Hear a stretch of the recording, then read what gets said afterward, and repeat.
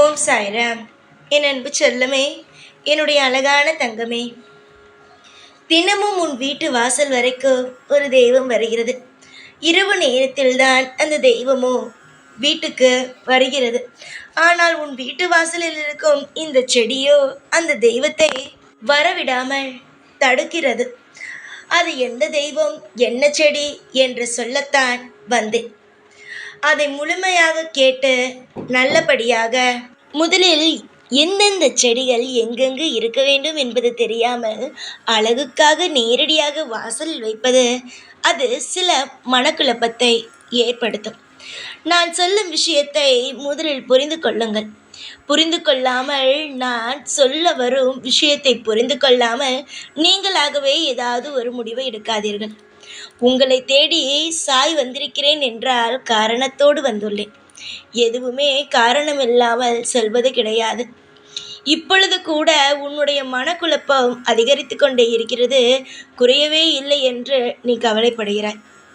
நீ ஏதாவது ஒன்று யோசித்து பார்த்தாயா? நம்முடைய வாழ்க்கையில் குழப்பம் எப்பிலிருந்து ஆரம்பித்தது என்று நீ யோசித்திருந்தால் உனக்கே தெரியும். உன்னுடைய வீட்டில் புதிதாக நீ வைத்திருக்கும், புதிதாக வாங்கி வைத்த செடியினால்தான். அதுவும் நீ இப்பொழுது வைத்திருக்கும் செடி ஒரு பூ பூக்காது, அதில் ஒரு காய் இருக்காது, ஒரு அழகுக்காக வைத்திருக்கும் செடியாகும். அதனால் எந்த ஒரு பிரயோஜனமும் இல்லை. அது வெறும் அழகுக்கான செடியாக தான் இருக்கிறது. உன்னுடைய வீட்டு வாசலுக்கு நேராக அந்த செடி இருப்பது மிகவும் தவறான ஒன்று. வீட்டில் ஒரு செடியை வைக்கப் போகிறீர்கள் என்றால் அது பூ பூக்கும் செடியாக இருக்க வேண்டும். அது என்ன நிறம் வேண்டுமானாலும் இருக்கலாம். அதுவே முள் செடியாக இருக்கக்கூடாது. பொதுவாக ரோஸ் இது போன்ற செடிகள், முள் செடிகளை உங்களுடைய காம்பவுண்டு செவுரில் வைப்பது, உங்கள் வீட்டு வாசலில் நுழையும் பொழுது அழகுக்காக வைப்பது என்பது முள் செடிகளை, எப்பேற்பட்ட அழகான செடியாக இருந்தாலும் முள் செடிகளை வாசலுக்கு நேராக வைப்பது தவறு. முள் என்பது எப்பொழுதும் குத்திக்கொண்டே இருக்கும். எப்பொழுதும் தெய்வம் வரும் பொழுது அங்கு அழகுதான் இருக்க வேண்டுமே தவிர முள் இருக்கக்கூடாதல்லவா? ஒரு வீட்டிற்கு நீ செல்கிறாய் என்ற பொழுது அந்த வீட்டில் வரவேற்பதற்குத்தான் ஆள் இருக்க வேண்டுமே தவிர சண்டை போடுவதற்கு அங்கு ஆள் இருந்தால் அங்கு போக பிடிக்காது தானே. அதே போலதான் செடியை வைக்கலாம். ஆனால் என்னென்ன செடிகளை எப்பப்போ எந்தெந்த இடத்தில் வைக்க வேண்டும் என்பது இருக்கிறது. அதை முதலில் நன்றாக தெரிந்து கொள்ளுங்கள். உன்னுடைய குழப்பத்திற்கு காரணம் இதுவும் ஒன்றுதான். வாசலுக்கு நேராக அழகாக இருக்கும் செடி என்று பூ பூக்காத செடி, காய் காய்க்காத செடிகளை எப்பொழுதும் ஒரு பொழுதும் வைக்கக்கூடாது. அதுபோல முள் செடியை எப்பொழுதும் வாசலுக்கு நேராக வைக்கக்கூடாது. மூலிகை செடிகளை எப்பொழுதும் வாசலுக்கு நேராக வைக்கக்கூடாது. துளசி, வெற்றிலை இது போன்ற செடிகள் மூலிகை செடிகள், அதாவது எந்த மூலிகை வேண்டுமானாலும் இருக்கலாம், அது வாசலுக்கு நேராக வைக்கக்கூடாது. இன்னொரு விஷயம், கொடிகள், அதாவது கொடியாக படரும் கொடிகள், செடியை வாசலுக்கு நேராக வைக்கக்கூடாது. வாசலுக்கு நேராக பூ பூக்கும் செடிகள், செம்பருத்தி இது போன்ற சில முள்ளில்லாத பூ பூக்கும் செடிகளை வாசலில் வைக்கலாமே தவிர நான் எதெல்லாம் வைக்கக்கூடாது என்று சொன்னேனோ அது வைக்கக்கூடாது. கற்றாழை இது போன்ற கண் திருஷ்டிக்காக வைக்கிறீர்கள் அல்லவா முள் செடிகளை, அதெல்லாம் வைக்கக்கூடாது. வைத்தால் உங்களுக்கு நேர்மறையான எண்ணங்கள் இல்லாமல் எதிர்மறையான எண்ணங்கள் வரும். நேர்மறையான எண்ணங்கள் உங்கள் வீட்டுக்குள் வராமல் எதிர்மறையான எண்ணங்கள் வந்து சேர ஆரம்பிக்கும்.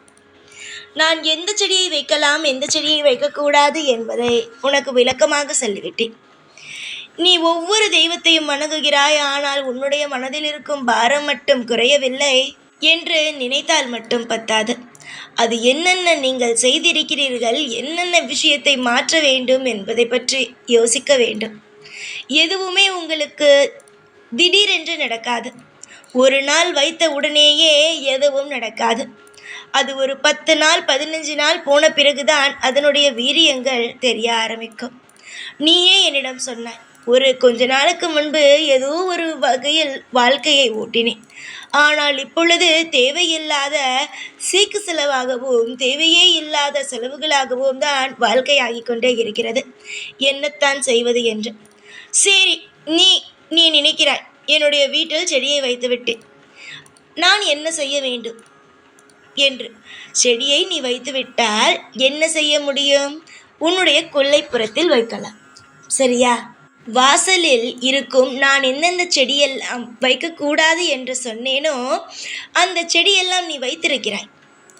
அந்த செடியை தூக்கி எறிய முடியுமா சாயி?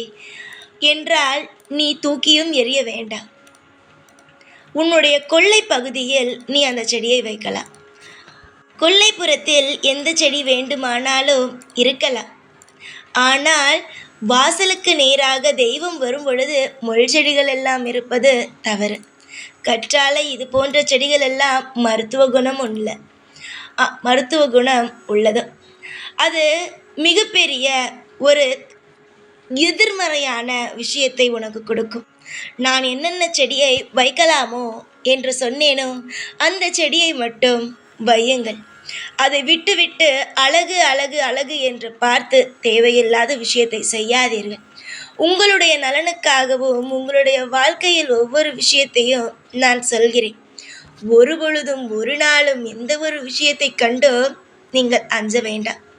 சந்தோஷமாக இருக்க வேண்டிய இந்த வயதில் சந்தோஷமாக இருங்கள். எதுவாக இருந்தாலும் நான் பார்த்து கொள்வேன். உன்னுடைய மனதில் இருக்கும் குழப்பங்கள் எதுவாக இருந்தாலும் இதுதான் என்று நானே உனக்கு நேரடியாகவே வந்து சொல்வேன். என்னுடைய பிள்ளைகள் சந்தோஷமாக இருக்கத்தானே நான் இருக்கிறேன். நீ எதற்காக என்னை வணங்குகிறாய்? முதலில் அதை சொல்.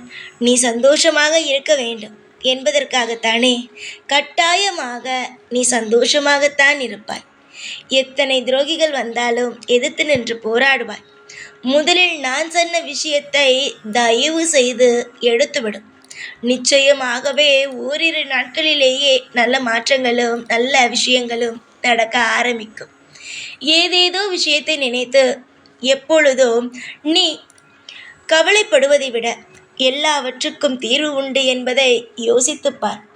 நிறைய நிறைய சந்தோஷங்கள் கிடைக்கும். சந்தோஷங்களை வெளியில் தேடுகிறீர்கள். அது வெளியில் தேடக்கூடிய விஷயம் அல்ல, உங்களுக்குள்ளேயே இருக்கும் விஷயம்.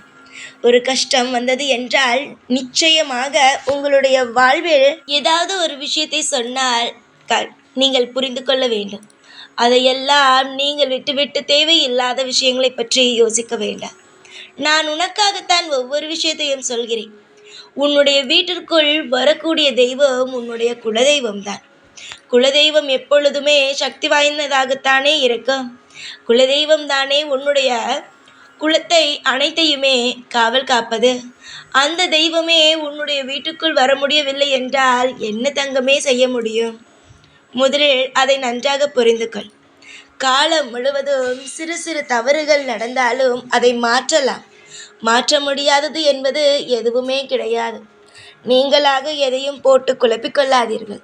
கூடிய விரைவில் அனைத்துமே அற்புதமாக நடக்கும். ஒவ்வொரு காலமும் உங்களுக்கு இனிமையான நாட்களாகவே இருக்கும். சீரும் சிறப்புமாக எப்பொழுதும் எல்லா நாளும் உன் கூடவே இருந்து இந்த சாய் உன்னை வாழ வைப்பேன். நீ இந்த செடிகளை எல்லாம் இனிமேல் எதையும் நினைத்து பயப்பட வேண்டாம். ஏனென்றால் உன்னுடைய வாழ்க்கையில் இருக்கும் தவறு என்ன, உன் வீட்டில் இருக்கும் தவறு என்னவென்பதை சொல்லிவிட்டேன். இனிமேல் எல்லாமே நல்லது நடக்கும். நம்புங்கள், நல்லதே நடக்கும். எல்லா நாளும் எப்பொழுதும் உன் கூடவே இருப்பேன். இந்த சாய்நாத். ஓம் சாய்ராம்.